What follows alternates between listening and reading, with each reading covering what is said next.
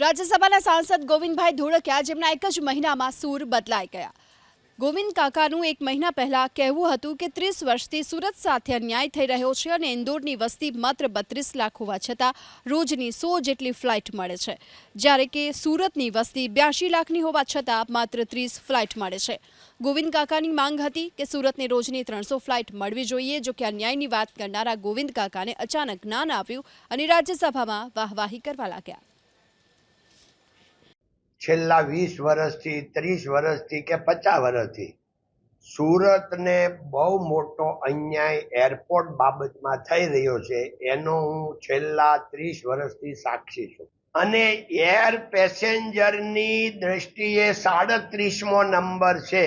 આટલો મોટો અન્યાય સુરત એરપોર્ટને થઈ રહ્યો છે, એટલે બધાએ મારી સરકારશ્રીને પણ નમ્ર વિનંતી છે, એરપોર્ટ વાળાને, બધી એરલાઇન્સ વાળાને, કે તમે થોડી સુરત બાજુ નજર દોડાવો। અત્યારે હું હમણાં ગયો તો ઇન્દોરની વસ્તી 32 લાખની, ઇન્દોરમાં દરરોજ નિયર ટુ 100 ફ્લાઇટ આવે છે અને અહીંયા સુરતમાં 82 લાખની વસ્તી, તો એની દ્રષ્ટિએ 300 ફ્લાઇટ આવવી જોઈએ, તો અત્યારે ખાલી 30 જ આવે છે।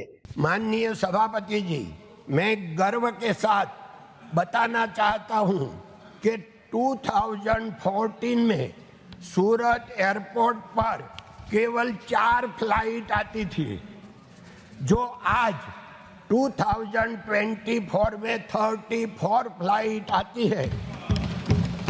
सूरत को विश्व के साथ जोड़ने के लिए मोदी जी ने सूरत एयरपोर्ट को नया बनाकर इंटरनेशनल का दर्जा दिया है। इसके लिए भी मैं सरकार का आभार व्यक्त करता हूं। सरकार के इस कदम से सूरत के व्यापार और पर्यटन को बढ़ावा मिला है।